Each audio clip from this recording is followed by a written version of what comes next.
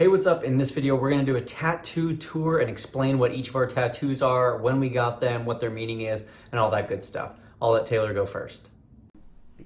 This is my first tattoo. It's a crescent moon.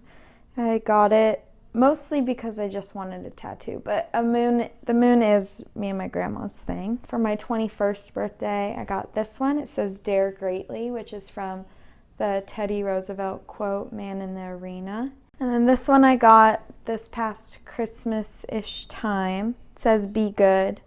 My parents never had any expectations of me growing up, but in a good way. They just told me all they cared about was that I was a good person. And I have about 20 different tattoos, so we're gonna go through all of these in chronological order. I'll try to go as fast as I can. So first up, we have my number 11 tattoo. I got this right after I turned 18. And the fun fact about this one is that everyone else in my immediate family has it. So my mom, my dad, my sister all have this same tattoo, just in a different font, but all in the same location. It's our family number. There's 11 of us in the family. The 11th person born was born on 11/11. It's been our family number in all sports. So dating all the way back to my grandpa, who played in high school and college sports. He's always been number 11. It's always been our family number. It's very important to us. This is my second tattoo that I got. It's an anatomical heart with a cross through it, and it stands for 1 John 3:20, which is basically for whenever our heart condemns us, the Lord is greater than our heart. This is the third tattoo that I got. It kind of looks like a snow cone, but it's actually a wave with a sunset behind it. And then if you flip it upside down, there are some mountains, all kind of geographic. This is just because I love the beach, I love the mountains, two favorite things, and I thought the design was pretty cool. I actually designed it myself.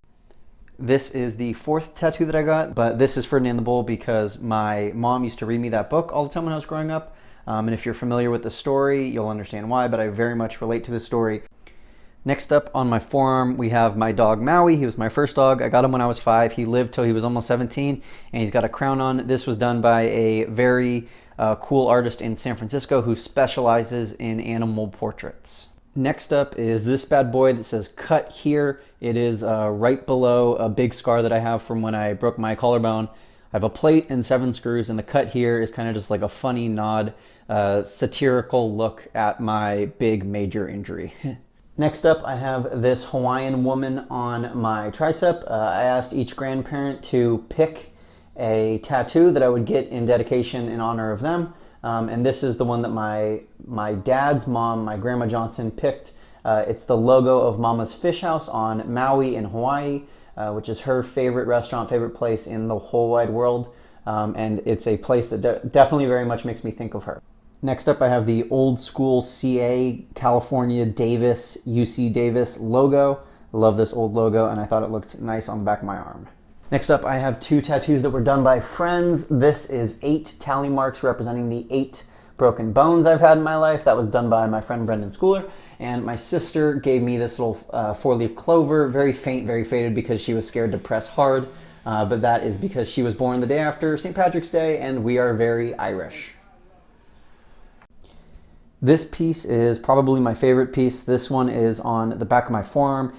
It is a laughing, thinking, and crying skull, and it represents a quote from Jimmy Valvano, Jimmy V. And when people say to me, how do you get through life or each day, it's the same thing. To me, there are 3 things we all should do every day. If we do this every day of our life, you're going to have, what a wonderful, number 1 is laugh.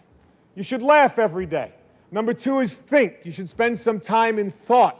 And number 3 is you should have your emotions moved to tears. Could be happiness or joy. But think about it. If you laugh, you think, and you cry, that's a full day. That's a heck of a day.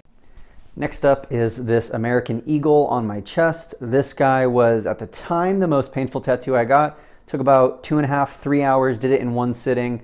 I really like it, and I want to get more on my chest for sure. This next one was done in Portland. I flew there just to get it done. I followed this artist on social media. I'll put his link down in the show notes, but he specializes in this really cool kind of 3D looking tattoo style. He actually teaches color theory at the local university.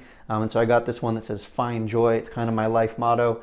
It means a lot to me, and it is the only color tattoo I have. It took 2 sittings, a total of 8 hours in length. Extremely painful, extremely painful, but well worth it.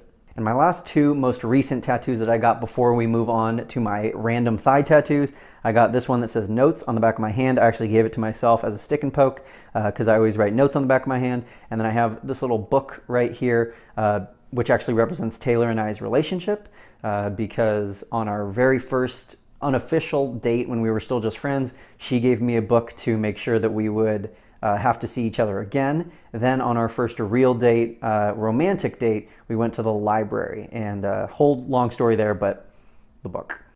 So my thigh is definitely my most random tattoo location. I have this one, which Taylor gave me. This guy is a little movie clamper like they used to mark the scenes. This was the first one I got on my thigh. This is a donut with a bite taken out of it. This one says better at 70, which is one that my church pastor has, as well as Justin Bieber. And then this one was given to me by a friend, and so was the better at 70, by the way. And this one was given to me by that same friend, and it says just a breath away. It was one of his first tattoos, so not his best work, and probably my ugliest tattoo. Some people think it's a palm tree, but it says just a breath away, and it's a scythe like what the Grim Reaper carries. And it's a little bit morbid, I understand that, but it's around the idea that heaven is just a breath away, and a reminder to live life. Let us know in the comments if you have any tattoos, and if you do, how many do you have? And if you don't, why not? Join the party, come on. Let's get tattoos together sometime.